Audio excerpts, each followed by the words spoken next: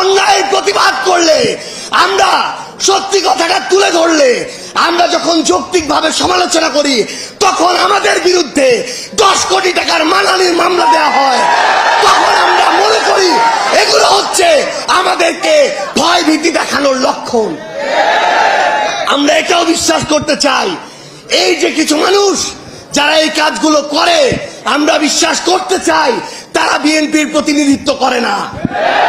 আমরা বিশ্বাস করতে চাই তারা অতি উৎসাহী হয়ে ফুটেজ খাওয়ার আশায় এই কাজগুলো করছে।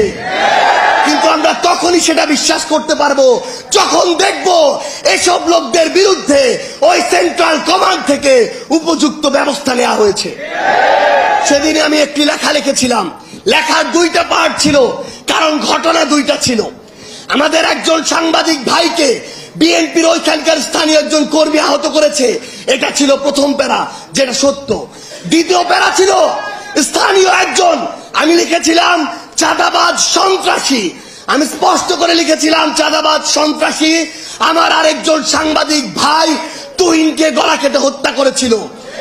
যখন আমি কয়েক ঘন্টা পরে দেখলাম ওই লোকটি চাঁদাবাজ সন্ত্রাসী নয়, ছিনতাইকারী সন্ত্রাসী, তখন আমি সেটি ঠিক করে দিয়ে লিখেছিলাম ছিনতাইকারী সন্ত্রাসী। কিন্তু আজকে আমি দেখছি যে এই যে ট্যাগগুলো কিংবা এই যে মানুষগুলো যে অপকর্ম করেছিল, ওই চাঁদাবাজ, ওই সন্ত্রাসী, ওই ছিনতাইকারী, কেন ওই রকম স্থানীয় পর্যায়ের উপজেলার একজন দায়িত্বশীল সেই অপকর্মের দায়িত্ব নিজের গায়ে নিবে? এটা তো আমরা শুধু বিএনপি নয়, কোন রাজনৈতিক দলকে উদ্দেশ্য করে বলিনি। আমরা মনে করি যে কোনো একটি অপকর্ম করে তার সবচেয়ে বড় পরিচয় সে অপকর্মকারী। এবং আমরা চাই দলমত নির্বিশেষে, সে যদি এনসিপির হয়, সে যদি যুব শক্তির হয়, তার বিরুদ্ধেও আমরা আমাদের কণ্ঠস্বর উঁচু করব। আমরা আমাদের মিডিয়ার যারা ভাইরা আছে, আমরা দেখেছি কয়েকদিন আগে কিভাবে মিডিয়া আবার ওই 5ই আগস্টের পূর্বের যে রূপ, সেই রূপ যে কোনো সময়ে উদ্দেশ্য প্রণোদিত ভাবে দেখাতে পারে।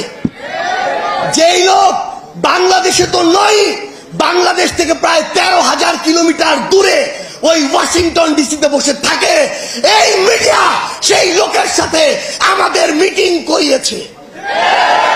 এই মিডিয়া আমাদের সাথে সেই লোকের একসাথে নাস্তা করিয়েছে। এই মিডিয়া আমাদের সাথে সেই লোকের একসাথে বৈঠক করিয়েছে। আমরা দেখি 3 বার ব্রেকিং ব্রেকিং ব্রেকিং দিয়ে ওই চ্যানেল 1, এই চ্যানেল 1 থেকে প্রথম এই প্রোপাগান্ডা পুরা বাংলাদেশকে, পুরা পৃথিবীকে গেলানো হয়েছে। আমরা এখন